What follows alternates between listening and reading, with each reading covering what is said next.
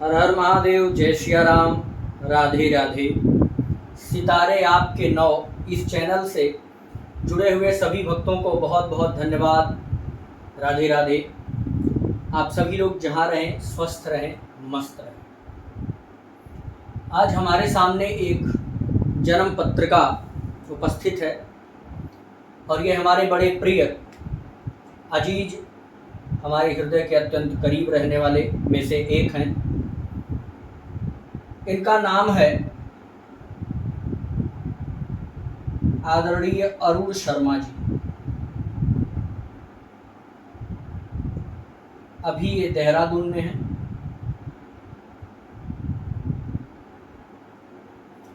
इनका हमको फ़ोन आया, गुरुजी हमारे कुंडली का विश्लेषण करिए और वीडियो यूट्यूब पर अपलोड करिए। इसके पहले एक फॉरेन में रहने वाले हमारे प्रिय मित्र हैं, उनका हमने किया था। आज हमने इनकी जन्म पत्रिका ली है। इन्होंने पूरा पेमेंट अपना दक्षिणा पे किया। यूट्यूब पर वीडियो अपलोड करने का सबसे पहला जो लाभ यह है कि आज जो फलादेश होगा यह ऑल लाइफ आपके पास रहेगा और आप जब इच्छा हुई, किसी भाव से संबंधित आपको शंका हुई तो आप देख करके जानकारी ले सकते हैं। इनका जो सबसे पहला प्रश्न है वो इस साल ये विदेश कब जा सकते हैं। सबसे पहले हम द्वादश भाव पर दृष्टि लगाएंगे और चंद्रमा पर दृष्टि लगाएंगे, क्योंकि चंद्रमा मन का कारक है और आपको कहीं जाना है तो पहले आप मन में सोचते हैं, ठीक है ना। तो चंद्रमा और द्वादश भाव देखेंगे, द्वादश का स्वामी देखेंगे, द्वादश पर दृष्टि देखेंगे। तो पहले हम द्वादश भाव के स्वामी को देख लें। इसका स्वामी बुध है, जाकर के धन भाव में बैठा हुआ। धन भाव में बैठा तो इसने यह सिद्ध किया कि इनको व्यापार, बिजनेस या विदेश यात्रा से या विदेश से जुड़ करके कोई काम करना काफ़ी फायदेमंद होगा। अगर यहाँ ये रहते हैं तो यहाँ से क्या होगा, यहाँ पर धन संग्रह 100% होगा। इसका कारण यही क्योंकि द्वादशेश धन भाव में आकर के बुधादित्य योग का निर्माण किया है। सूर्य और बुध बुधादित्य योग बनाए हैं। यहाँ पर बुध अस्त भी नहीं है क्योंकि 10 डिग्री से अधिक दूरी पर बैठा हुआ।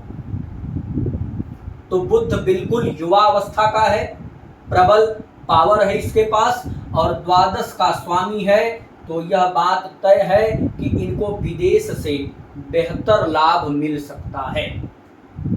कब जा पाएंगे तो हमने यहाँ महादशा गुरु की चल रही है, 16 अप्रैल 2037 तक चलेगी। इसमें अंतरदशा शनि की 4 जून 23 से 16 दिसंबर 25 तक चलेगी और गुरु में अंतरदशा बुध की 16 दिसंबर 25 से शुरू हो जाएगी। तो यानी अगर ये इस साल जाना चाहते हैं तो शनि की अंतरदशा इनके लिए कैसी रहने वाली है, खास करके विदेश के लिए, लॉटरी इत्यादि के लिए और धन के लिए। तो यह तो बात तय हो गई कि ये विदेश जा सकते हैं। अब कब जा सकते हैं। शनि और राहु इनके लाभ स्थान में बैठे हुए हैं। तो एकादश भाव में बैठा हुआ ग्रह हमेशा जातक को फायदा ही देता है। इनका शनि कुंडली में कारक हो गया सुख भाव का और पंचम का। सुख का और पंचम का कारक जाके लाभ स्थान में बैठा है, यानी अपनी महादशा में इनको क्या दे सकता है, गाड़ी, जमीन, मकान, सुख, वैभव। टेक्निकल फील्ड से धन, सट्टा या लॉटरी से संबंधित धन भी इनको शनि देगा। राहु भी साथ में है तो यह योग और भी प्रबल हो गया। शनि अपने तीसरे दृष्टि से लग्न को देख रहा है, यानी शुक्र पर शनि की दृष्टि है। यह लग्न का स्वामी भी शुक्र है। लग्न मीन्स जातक। तो इनको विदेश यात्रा का बहुत प्रबल योग बन रहा है। यह योग ऑलरेडी चल रहा है। ये प्रबल हो जाएगा अक्टूबर नवंबर में। इसी अक्टूबर से नवंबर के बीच में यह विदेश जा सकते हैं और बहुत अच्छा समय होगा। अगर ये विदेश जाते हैं तो इनको लाभ निश्चित रूप से मिलने वाला है, क्योंकि लाभेश इनका सूर्य धन भाव में आ गया और इसमें शनि राहु की युति अपने में अचानक धन लाभ देने के लिए काफ़ी प्रबल मानी जाती है। वहाँ पर इनको टेक्निकल फील्ड से लाभ होगा, सट्टा या लॉटरी से लाभ हो सकता है, या इनको कोई ऐसा पार्टनर, कोई ऐसा व्यक्ति, कोई ऐसा इनका मित्र मिल जाए जो कोई ऐसी युति दे दे जो फॉरेन से इनको अच्छा धन प्राप्त हो सकता है, विदेश में काम या देहरादून। तो देखिए इनका जो लग्नेश है वो शुक्र है, अपने ही घर में बैठा हुआ है, तो इनको परमानेंट विदेश में रहना नहीं चाहिए। कुछ समय के लिए, साल 2 साल के लिए ये विदेश जाएं, वहाँ से लाभ लें, फिर इंडिया आएँ, फिर विदेश जाएं। यह क्रम इनको जीवन में रखना चाहिए, इससे काफ़ी अधिक फायदा होगा। और तीसरा है विदेश में कब तक रहूँगा, तो वो प्रश्न आपका हमने ले लिया। अगर आप इस वर्ष जाते हैं 2025 से पहले, तो 2028 तक अधिक फायदेमंद होगा। अगर बीच में एक आध बार 1-2 महीने के लिए आपको आना पड़े तो कोई दिक्कत नहीं, लेकिन दिसंबर 2025 से और दिसंबर 28 तक का ये 3 साल का पीरियड विदेश में रहने के लिए बहुत शुभ होगा आपके लिए। ट्रस्ट या एनजीओ किस फील्ड की ये बना सकते हैं। अब इनका कर्म भाव देखिए, कर्मेश इनका चंद्रमा आकर के 7वें भाव में बैठा है, कर्म भाव में गुरु उच्च का है, कर्क राशि में गुरु बैठा हुआ है 15 अंश पर, बिल्कुल प्रबल। और इनके कुंडली में राजयोग भी बने हुए हैं। आप राजयोग पर थोड़ा दृष्टि डालिएगा। आपके कुंडली में मुझे मुख्य रूप से 3 बड़े राजयोग दिखे। पहला मालव्य, दूसरा हंस, महापुरुष, तीसरा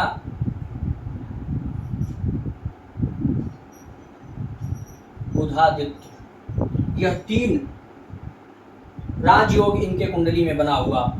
मालव्य नामक राजयोग इनके लग्न में ही शुक्र का स्वराशि का होना, यह मालव्य राजयोग है जो जीवन में लग्जरी लाइफ की कमी नहीं रखेगा। सुख सुविधा, धन संपत्ति, वैभव, गाड़ी इत्यादि आपके जीवन में सब कुछ मिलेगी। आपको इस संसार का कोई ऐसा सुख नहीं है जो आप इच्छा करेंगे और आपको मिले ना। कर्म भाव में गुरु का उच्च होना हंस महापुरुष राजयोग बनाता है, और गुरु आपका बिल्कुल मजबूत है, कोई दिक्कत नहीं आएगी।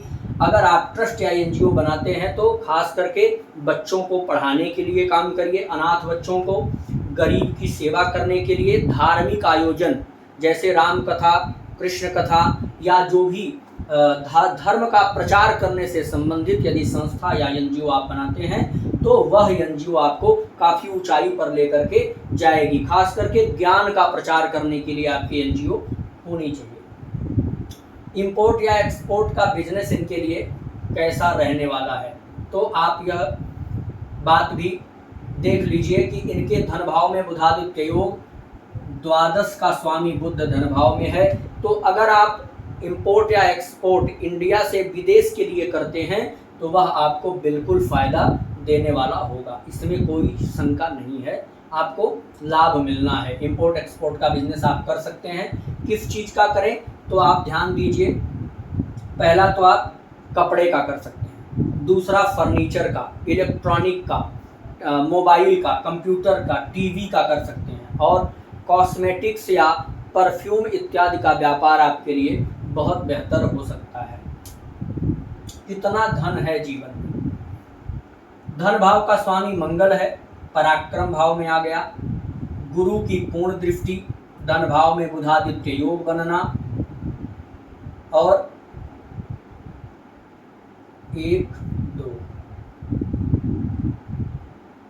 अगर हम बुध का घर देखें तो एक तो द्वादश का स्वामी है, एक त्रिकोण का भी है।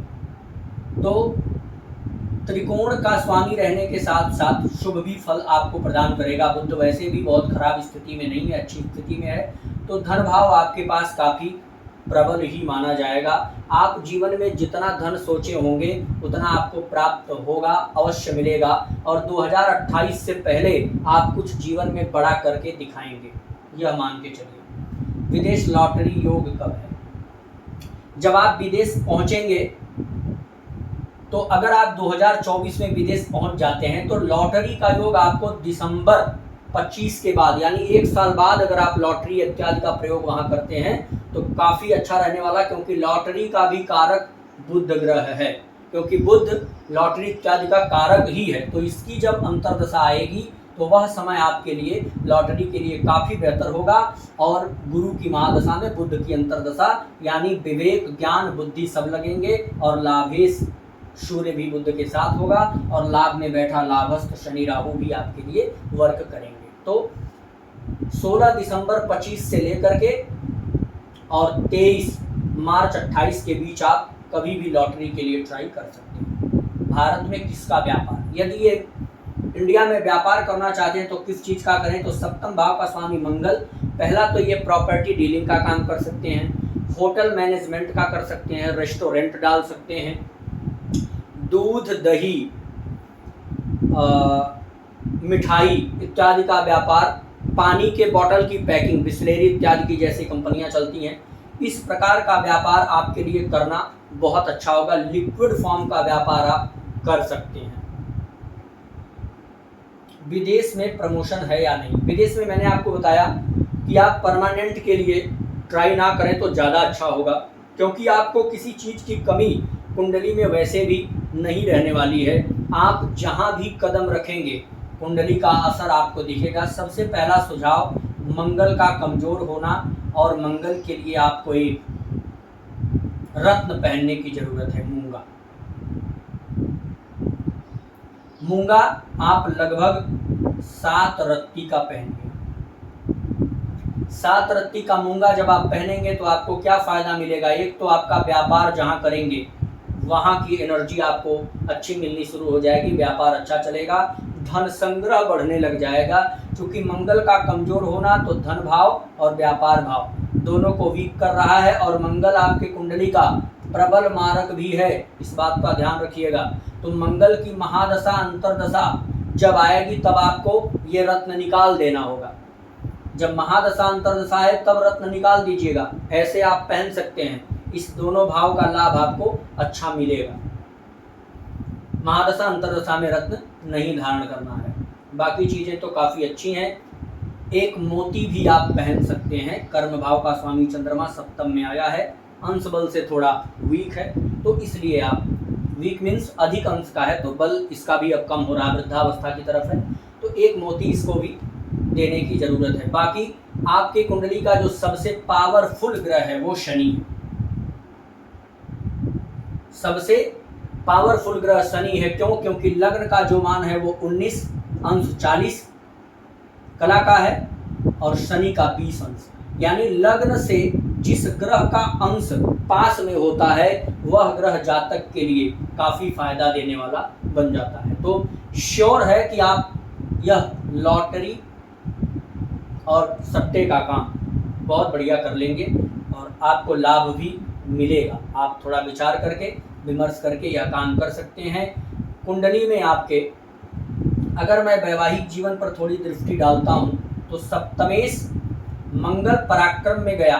फार्मूला क्या लगता है कि कोई भी पाप ग्रह कहीं का भी स्वामी हो, यदि लग्न से तृतीय भाव में बैठता है तो वह आपको कभी भी नुकसान नहीं देता।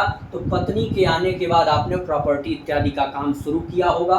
पत्नी के आने के बाद आपके बिजनेस व्यापार के ग्रोथ भी दिखाई दे सकते हैं, और उनके आने के बाद ही आपको काफ़ी प्रोग्रेस का भी योग बना है। सप्तम भाव में चंद्रमा बैठा, कारक हो गया कर्म भाव का, तो आपका जो भी काम बेहतर होगा वो पत्नी के सामंजस्य से ही होगा। इसलिए पत्नी और माता दोनों का सम्मान करें। यानी चंद्रमा माँ का कारक है और सप्तम भाव में आकर के बैठा है, तो कहीं ना कहीं आपकी पत्नी और आपकी सास का भी सहयोग आपको मिलने वाला है, ठीक है ना। ससुराल का भी सहयोग मिलने का अच्छा योग था कुंडली में। बाकी तो सब कुछ अच्छा है। आपका भाग्य भाव भी प्रबल है। पंचम में केतु का होना कहीं ना कहीं आपको कमर में, पेट के निचले हिस्से में या कमर इत्यादि में दर्द या इन्फेक्शन या साइटिका इत्यादि की समस्या भी दे सकता है। इस चीज़ का ध्यान रखिएगा। पुत्र प्राप्ति में थोड़ा विलंब आया होगा, चूंकि 2 पाप ग्रहों की दृष्टि भी है और यहाँ पर स्वयं केतु का होना कहीं ना कहीं विलंब का सूचक है। आपको संतान प्राप्ति में विलंब और कठिनाइयों का सामना करना पड़ेगा। कभी कभी ऐसे जातक को मिसकैरेज इत्यादि भी हो जाते हैं। बाकी तो आपकी कुंडली बहुत प्रभावशाली है और 2025 दिसंबर से 2028 तक का समय आपके जीवन का वह समय होगा जो गोल्डन चांस के नाम से हम उसको कह सकते हैं। तो इस समय आप काफ़ी अच्छा योग प्राप्त करेंगे और लग्नेश शुक्र आपका 7वीं दृष्टि से आपके 7म भाव को देख रहा है, तो इससे जुड़ा व्यापार जो हमने आपको बताया वो भी आप कर सकते हैं।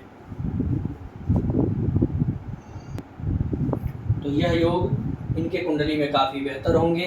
एक मुझे और भी एक अच्छा योग दिखा, गज केसरी।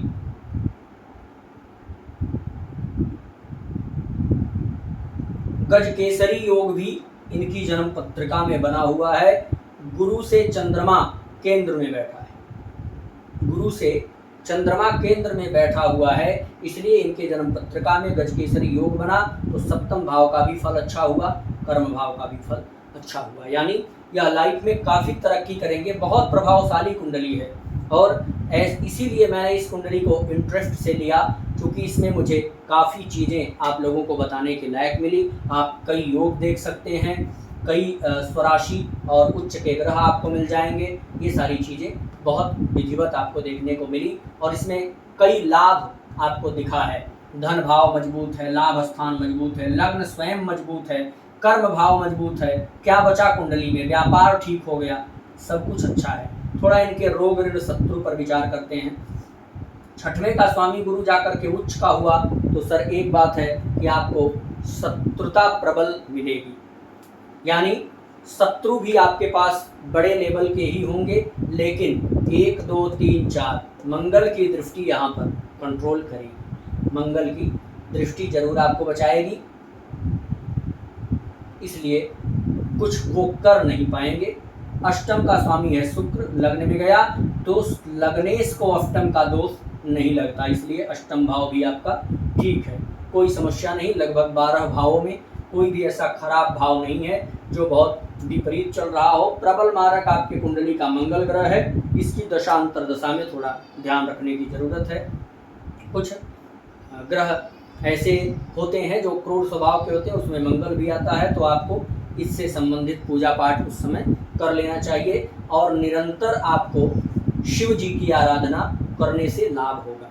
अगर आप भी इस प्रकार से अपनी जन्म कुंडली का फलादेश कराना चाहते हैं, YouTube पर अपनी वीडियो अपलोड करवाना चाहते हैं या अपनी कुंडली बनवा करके कोरियर से घर तक मंगाना चाहते हैं, किसी रत्न या रुद्राक्ष से संबंधित जानकारी चाहते हैं, तो आप हमसे सीधे संपर्क कर सकते हैं दिए गए नंबर पर व्हाट्सएप करके। जय श्री राम।